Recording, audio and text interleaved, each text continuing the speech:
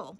So I'm talking about those like pictures you might see of like proteins and protein complexes that are solved using X-ray crystallography and cryo-electron microscopy. Basically, those like sticks and curls and all that stuff you see is just an atomic model. It's the scientist placing the individual atoms that make up that protein or that DNA or whatever it is into an experimental map, which is more like this meshy thing. And depending on how like blobby and sausagey that mesh is, it makes it like harder or easier to model it in. So if you have really high resolution data, you're gonna have a really crisp mesh. And if you have low resolution data, you're gonna have like a fatter mesh, and it's gonna be harder to model things in. And the harder it is to model things in, the harder it is to get a correct, like actually correct structure. But what you're seeing is you're seeing what the scientists think is their best idea of where those individual atoms are placed. But where do these maps come from? And where does the resolution come from? The resolution, like how crisp that map is, and therefore how good of a chance do we have to actually make a good model of it? Today I want to tell you more about the experimental stuff that goes into actually making those models and what determines the resolution in like crystallography and in cryo-EM. So let's dive in. When you see like a model of a structure of a protein such as this, you might think, oh, well, they just take a picture, right? But really, it's actually a lot more complicated. And structural biologists, they don't get a direct look at these molecules. Instead, what they get is like indirect evidence of the location of the various atoms in those molecules.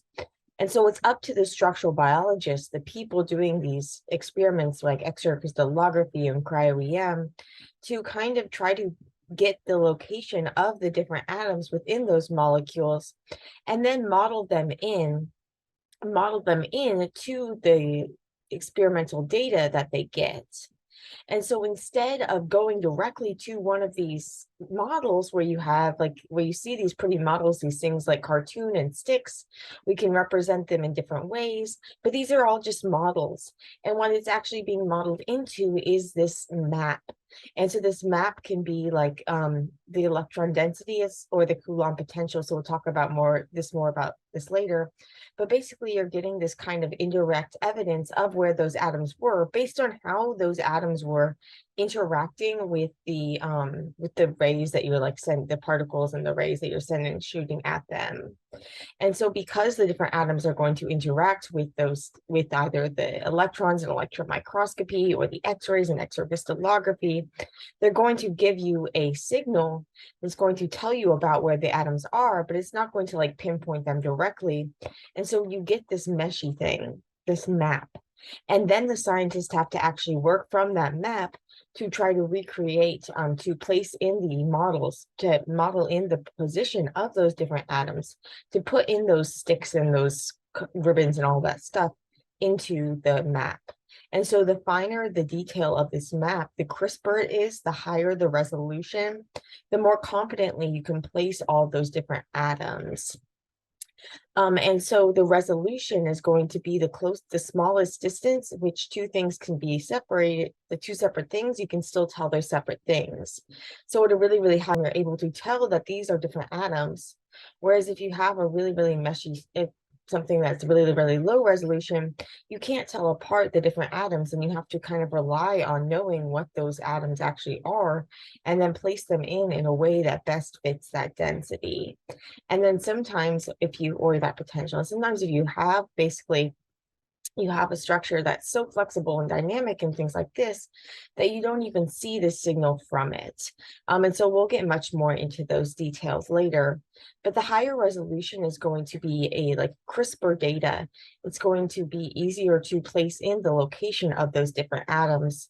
When we talk about like 1.5 or so angstrom, where an angstrom is 0.1 nanometers. This is about the level where you can tell apart the location of a carbon and a carbon in like a carbon bond is about 1.5 angstrom. And so if you have about 1.5 angstrom, you're able to get like quote unquote atomic level resolution. And remember, this is overall. You could still have regions that have lower resolution. And so you want to start with high resolution data to have the best chance of accurately placing your model. And so this brings up the question, okay, well, where does this resolution come from? If you're talking about resolution in like a TV or something, that's going to depend on the density and the number of pixels. So basically, how many of those little dots are there, those little squares that can display different things. And so if you have a lower pixel number, then you're going to have to average together the signals. And so blobs can look like two separate dots might look like a blob. But if you have more divisions, then you can display each of them separately. So that would be how you get higher resolution in like your TV. But how do you get higher resolution in a crystal structure, in a cryo-EM structure? At the heart of it is really the quality of the data. So we have a few different places where where things can influence the resolution. So it starts with the quality of the sample. And so the biochemistry going into preparing the sample is really, really important. It can be a lot of optimization, trying to get your protein into a state that's happy. The more stable that it is, the happier it is, the better chance you'll get to have higher resolution data.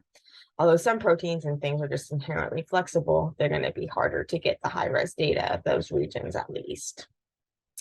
But then also how you prepare that sample. So whether it's crystallizing it or blotting it for cryo-EM and things like this, the quality of like the state sample preparation and things. This is a big factor that comes into play, but it's often left out of discussions. But it can be really, really crucial. Okay, and so then you get your map. And so there's also basically, in order to get this map, though, you have to collect data.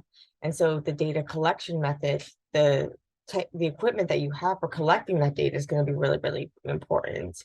And so say, especially for cryo-EM, if you have basically some big advances in like direct detection and multi-focus refinement and phasing and all those various things. There's various technological advances in the actual hardware for collecting this sample information that helped with this like cryo-EM revolution where basically the cryo-EM resolution got really, really a lot higher, dramatically higher in a short amount of time. Based on like if you were to say collect data from the same sample like a decade ago versus now, you could get a lot higher resolution now.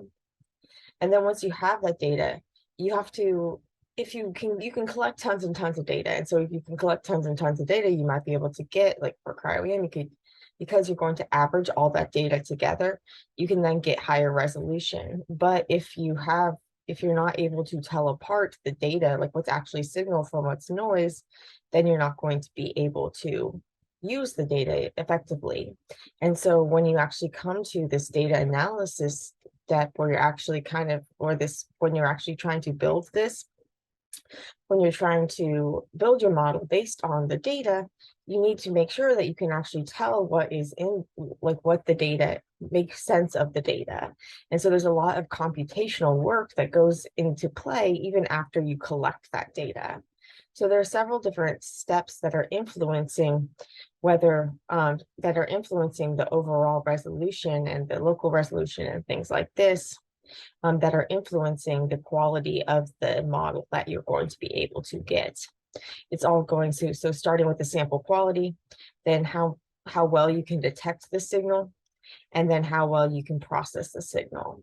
So multiple factors coming into play to determine what the resolution is. But how do we get this actual number for a resolution? It kind of depends on, in cryo-EM versus crystallography, there are different ways that the resolution is determined. And so you can't always just directly compare the cryo-EM resolution to the X-ray crystallography resolution. And then in both cases, remember that you have to keep in mind the idea that local areas could have differences in resolution. But if we talk about X-ray crystallography, here it's really clear how you determine the resolution limit. Basically, in order to understand this, you need to step back and talk about how X-ray crystallography actually works. So you have some sort of molecule and you get it to crystallize.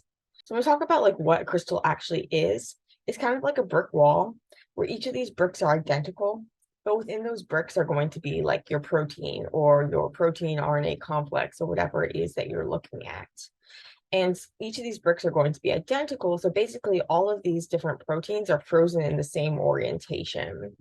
Or it gets complicated because within that brick, they could be in different orientations, but each of those bricks would be the same. So basically you get this identical thing that's repeating in 3D pattern over space.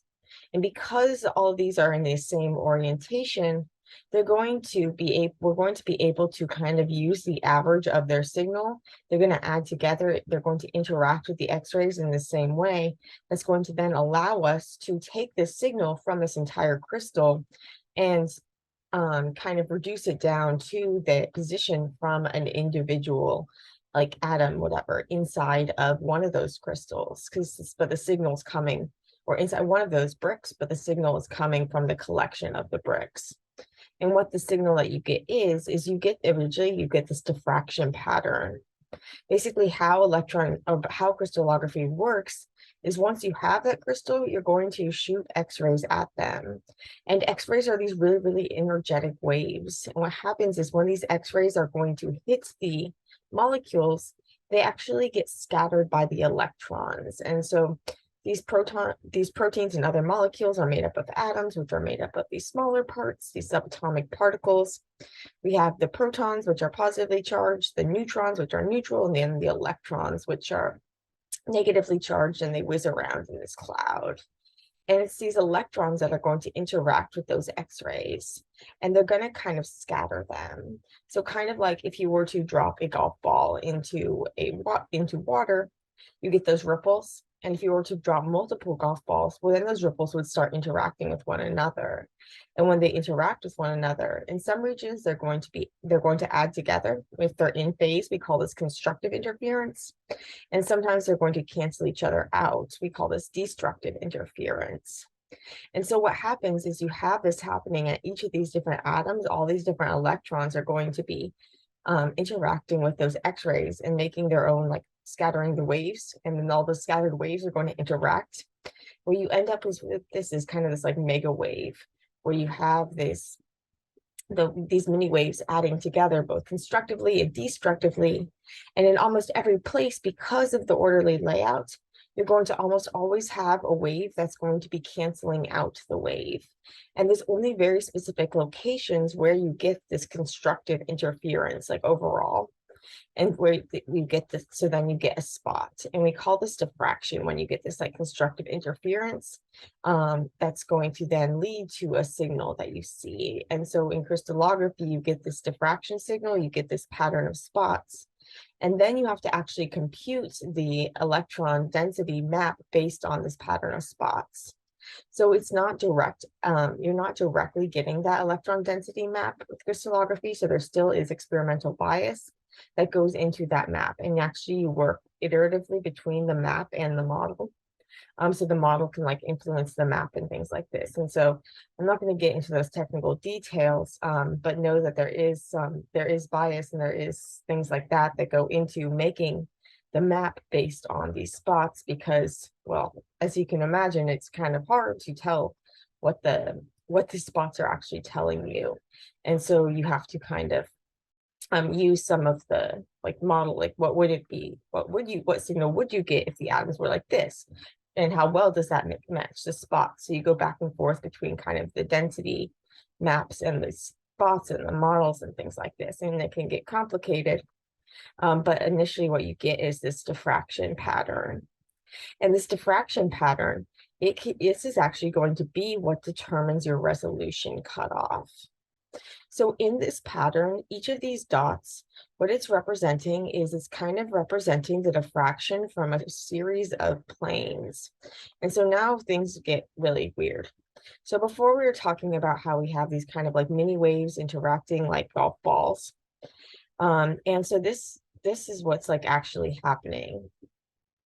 But it turns out that for mathematical reasons, we can actually treat these crystals as kind of being divisible into families of planes, these equally spaced planes. And this isn't really what happens, but the like physics and stuff works out so that it's like the electrons were bouncing off of these planes. And so if these electrons were bouncing off of these planes, you can then imagine that they're going to lead to a signal at a particular spot.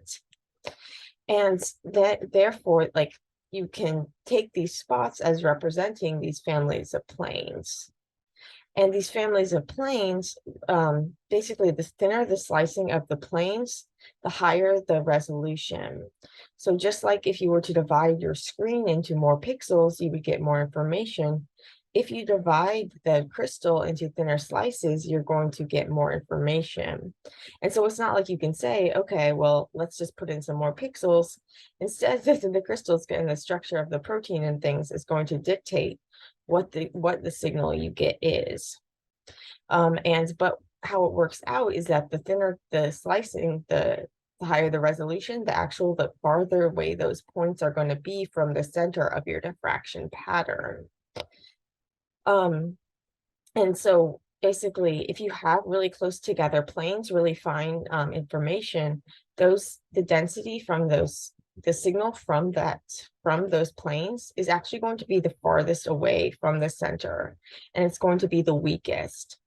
So say you had a detector that was only this small, you'd actually be missing the highest resolution data. And so in one way, you're limited by the size of the detector. But even if you were to have a massive, massive detector, you would actually start seeing a lot of noise rather than just seeing your signal. You'd just be like getting noise out here, because the signal that you get from this high resolution data is actually going to be the weakest. So you kind of have like the worst of both worlds. But when it comes to determining the resolution, so we said that the higher resolution data is going to be the farthest out, the farthest away from the center. Basically, what's going to happen is that there's going to be a point where you have to say, okay, this is the cutoff. And typically you cut it off based on where you start, like some ratio or whatever of signal to noise.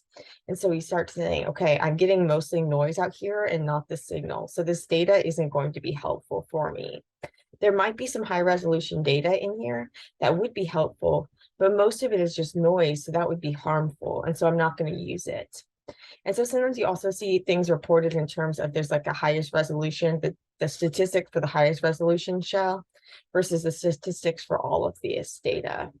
And for some things, you only use like the lower resolution data because you're more confident about it. But then you can use the higher resolution data for other things. But those are just some more technical factors. But here with crystallography, you can actually like draw a ring to represent like where the resolution would be, like where your resolution cutoff is. It's this clear like physical distinction that you can draw. And remember, the higher the resolution, that data is going to be further away. So the further you draw out that ring, the further your dots go out confidently, higher the resolution. But then where you cut them off, if you can cut it off farther away, you're going to get higher resolution data. But because we have to have that like statistics and stuff so that people don't just like say, okay, I've got super duper high resolution data, because maybe you have like one spot out here, but you also have a bunch of noise, so that's not actually useful. And so that's where that like I over sigma, intensity over noise, signal over noise, and things like that comes into play. But higher resolution data, this is going to give you a crisper map. You're better able to locate the positions of the atoms. And remember though, this is overall, so you still might have regions where you're not able to tell things apart because those regions are highly flexible and dynamic and things like this. But there is this clear like physical way that we can talk about what resolution really means in X-ray crystallography. And we're actually physically drawing a limit saying, okay, we're not even keeping this data out here because it's going to be mostly noise. So that's resolution in crystallography. Now, what about cryo-EM? So how cryo-EM works is basically you have your samples and you're going to vitrify them, or you're going to like freeze them really, really fast in a really, really thin layer of liquid. And so they're going to be in whatever orientation they want, as opposed to with X-ray crystallography, where they all line up in the same orientation. And then what's going to happen with cryo-EM is instead of using X-rays, here you're going to use electron waves, and you're going to send these waves of electrons traveling towards the sample. They're going to interact with the sample, and then they get focused and magnified by these electromagnetic lenses. and they hit this camera detector that records which pixels get hit and how many times, and then sends that data to a computer. So this detection method, there's been a lot of advances recently that have helped really increase the resolution that can be collected. But so with the data that you get, basically what happens then is that after you collect that data, you have to kind of like go through the images, figure out or the computer has to go through, figure out what's junk, what's actually going to be like the molecules, so we call it the particles. And then you kind of like average them together, find the ones that are in the same orientation, do a bunch of refinement and stuff, and get this. What you get is a 3D map, this Coulomb potential map. And so this is a really great article I recommend, the structural interpretation of cryo-EM image reconstructions, and also recommend a couple of other papers because that are helpful. So cryo-EM maps are full of potential. This helps you understand the difference between the Xray crystallography electron density maps and the cryo-EM, like Coulomb potential maps. As well as current limitations to high resolution structure determination by single particle cryo-EM, which goes into kind of some of the things about why, what limits the resolution in cryo-EM and how you can improve your resolution. It has to do with things, including things like if the sample is sticking to the grids, so these grids that you're collecting the data on, and like whether they're how thick the layer is, how much they're hurt by the air and the blotting and various things like that. But you can see in this figure that as you go to a higher resolution, you're able to go from just being able to make out the shape if you have a low resolution to being able to make out folds and being able to make out side chains and waters and things like this at really, really high resolution. But what is this? How is this resolution determined? It's not as like simple as crystallography, where you have that cutoff point from the actual like diffraction data. Here, what's typically used is this Fourier cell correlation, which is this like FSC curve. So I'm not going to go into the details, but basically you take like half of your data, you split your data into two, and then you kind of like create the model from each half data, and then see how well they correspond to one another. And if the information is mostly that you're using is going to be like mostly just noise, you're going to get a bad correlation between the two.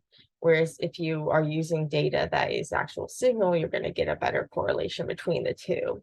And so this kind of like you get this resolution limit based on saying like, okay, well, if I keep this quality of data, is it making it so that my models match better or that my models match worse? And if the models are matching worse, then it probably is telling you that you're actually just taking in noise and not actual data.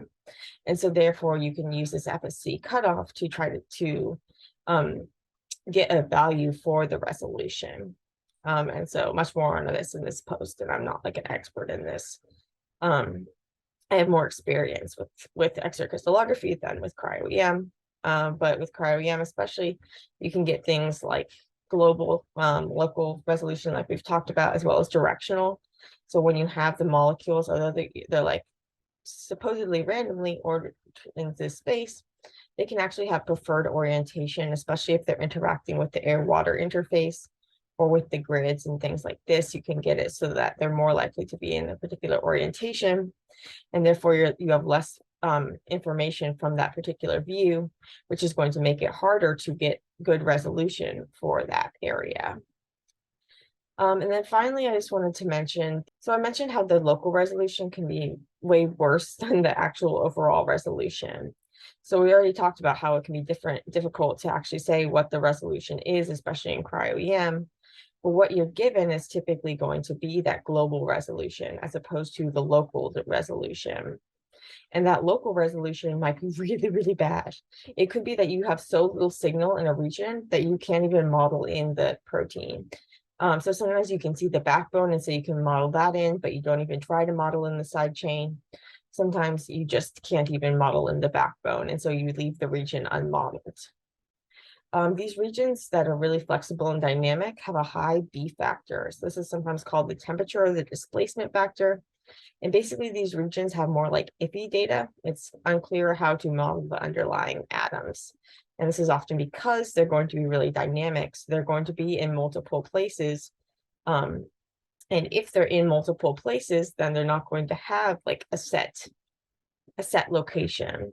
And therefore you're not going to be able to model in their like at least their permanent location because they don't have one. They're moving around a lot. And so we often color by B factor, where you then have the B factor like a heat map, where you're going to see regions with a high B factor, so that like less confident data is going to be like red or orange, and then the more confident stuff is going to be like dark blue. And you often find that like higher local resolution, so the lower B factor is going to be more towards the inside of the protein, regions that may be bound to a ligand or something like this that's going to be stabilizing them. Whereas regions that are on the outside of the protein, regions that are going to be facing the solvent, regions that are really in like loops and things like this that are dynamic, are going to have a higher B factor, so a lower local resolution. Yes, okay. And then also just one more note is that when you're looking at these structures, basically how much of the mesh that you see. So you can see here clearly that you can see this actual like aromatic ring. You can see the center of the ring, there's nothing in there. Then you have the electrons around the ring. So really, really high resolution, really, really cool stuff. Whereas here you can't really even see that this ring exists. If you were to kick up the contour, so if you were to show more of this signal, you might actually be able to see that there is signal there, which might be why they were able to model in the side chain here, even though it doesn't look like there's any signal. If you increase the contour level, you're basically going to be able to see more things. So you're going to start to be able to see the signal from the parts that you couldn't see before. But you also end up obscuring the true signal with just noise. So you see all this stuff around here. This is just like noise. And how do you tell if it's noise versus it's actually signal? And so this is why you want some sort of way to say, yeah, I'm really, really sure that this is actually signal and that I'm not just building into noise. And so what you can do is you can increase the sigma level. Now, this is just referring to how much of the data of this map that you're actually seeing. It's not actually doing anything to the map itself. And so sigma refers to the standard deviation. So we're talking about the standard deviation, or like the spread, the distribution within a sample. And so we're talking about the standard deviation away from the mean, so away from like the average of all of the data that you're getting. And a lot of the data that you're getting is just going to be the noise, the things from like the water and the ice in the background, there's other molecules and the solvents and things like this. And so what you want to say is, okay, if I have a real signal, it's going to have a lot stronger signal. Like if there's a protein atom there, I should get a lot stronger signal than just like my background. And so you set off some limit. Okay, so maybe I'm going to require it to be at least one standard deviation above that average. So that would be like about, assuming a normal distribution, that would be about like over 68% of the data. So stronger than about 68% of the data. If you go to 2 standard deviations, you go to 95%, 3, 99.7, et cetera, et cetera. So basically what you're saying, if you set a high contour, is your sigma is going to be that you're going to require the signal to be a lot stronger than just like the background, than just the noise. And so you see that if you go to a really, really high value though, you're barely going to see anything. And so what you tend to see is things like oxygens and things like this that are going to have a higher number, more electrons and things that are going to interact. But bottom line is you're going to really have no chance of seeing those things that had a low B factor, the high B factor. As you take the values to lower sigma values, now you're saying, okay, well, we'll let in more of the signal, but we're also going to let in more of the noise. And so at those low sigmas, you're going to see a lot of noise, but you're also going to see the signal. And so then you kind of have to work back and forth between modifying the model and modifying the signal, because then the maps are going to change. Basically, yeah, crystallography gets complicated when you talk about this sort of thing. But the basic thing to know is that the sigma level is going to just refer to how the density is going to be displayed, and it's not actually changing the underlying things. But it's important that authors say what the sigma that they cut off was that they use, so that you know if they're talking, especially if they're just showing you like a local region, are they actually like sometimes like cut off with the surrounding things. You want to make sure, okay, well, are you showing me a lot of noise too, or are you only showing me what you're really sure is the actual data? So that's where the sigma comes into play. And I should also mention that there are different types of maps that you might see, like difference maps and things like this. And so typically they're the maps aren't just the direct data. What you're seeing is actually like a map that's kind of like includes parts of the model data, and then it's kind of like observed minus the model to try to like weight it so that you don't see things. You don't get too much model bias and things like this. So there's a lot of complicating factors when it comes to X-ray crystallography maps. But basically, no matter what type of map you have, whether it's an X-ray crystallography map or cryo-EM map, the basics of sigma and the basics of local versus global resolution and what you're actually trying to do with those maps, so fit the data into the maps, all of this is going to be conserved. And so you don't want to get bogged down in the details, just focus on those things, and hopefully this helped you understand them.